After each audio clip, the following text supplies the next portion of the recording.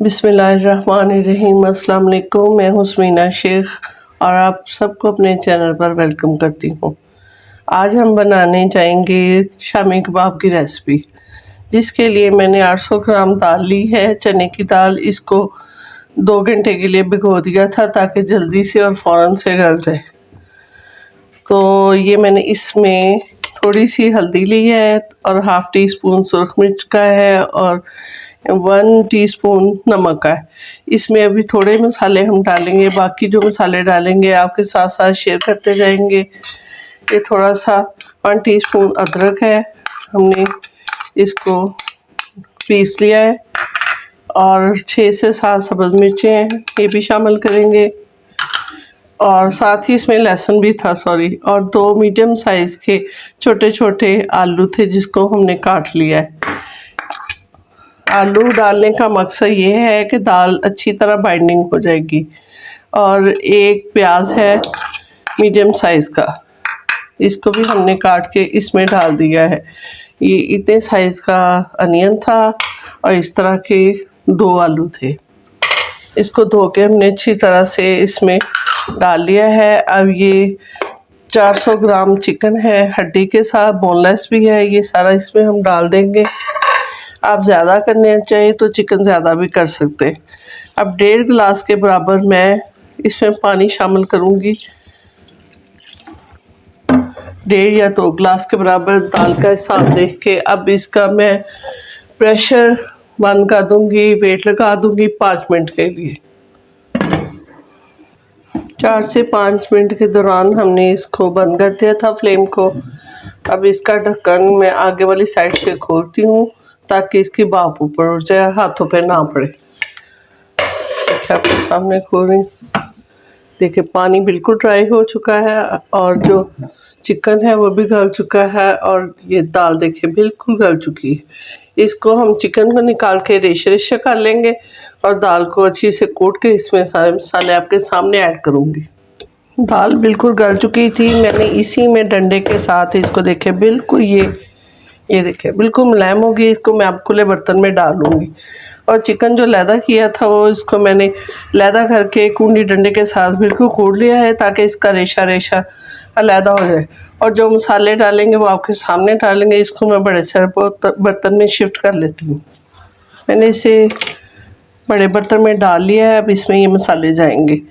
ये half teaspoon chilli flakes है, 1 teaspoon गरम मसाला है और 2 टेबलस्पून धनिया पाउडर है और हाफ़ टी स्पून से भी कम थोड़ी सी सुरख मिर्च है और 1 टेबलस्पून नमक है। और ये ज़ीरा है, थोड़ा सा मोटा मोटा इसको कूट लिया है। और ये इसका सीक्रेट है जो कि मैं डालती हूँ, खुश्क मेथी है, ये कसूरी मेथी। इसको बिल्कुल हाथ की मदद से बहुत बारीक कर लिया है ये मसाले की शक्ल में। तो इसमें मैं सारी चीज़ें शामिल कर दूंगी। अब ये ढेर सारा इसमें हम धनिया भी शामिल करेंगे। ये इसको मैंने धो लिया है अच्छे से, और जो चिकन है ये भी डाल के हम इसको मिक्स कर लेंगे सबको। ये सारा कुछ मैंने इसमें डाल के बड़े सारे बर्तन में इसको शिफ्ट कर लिया है, और ग्लव्स पे मैंने थोड़ा सा ऑयल लगा लिया है। इसको मैं हाथों के, अभी गर्म है, ये आपके लिए कर रहे, वरना थोड़ा ठंडा होने पर इसके कबाब बेले जाते हैं। इसको सारा मिक्स कर लूँगी। ये सारे मसाले मैंने अच्छी तरह मिक्स कर लिए हैं और ऑयल ट्रे पे हल्का सा ऑयल लगा लिया है ताकि हम सारे कबाब बना बना के इसमें रखते जाएं। इस तरह मुट्ठी में लेके आप इसको शेप दे लें। इस तरह सारे कबाब मैं तैयार कर लूँगी।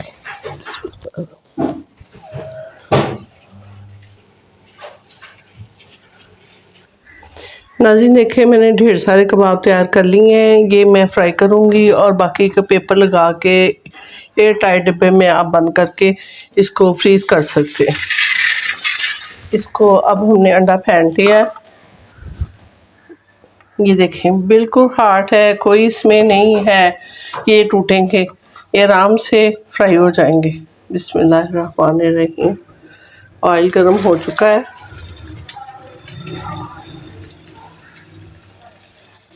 इसका प्यारा सा कलर आने तक मैं इसको फ्राई करूँगी।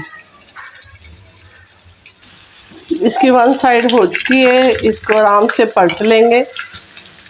नाज़रीन देखें कितने अच्छे कबाब बन रहे हैं, कोई मसला नहीं हुआ। अगर आपके दाल सख्त रह जाए तो आप उसमें एक अंडा भी शामिल कर सकते हैं। नाज़रीन अगर आपको हमारी वीडियो पसंद आ रही है तो इसको लाइक कर लें, शेयर भी करें और सब्सक्राइब का बटन भी दबा दें।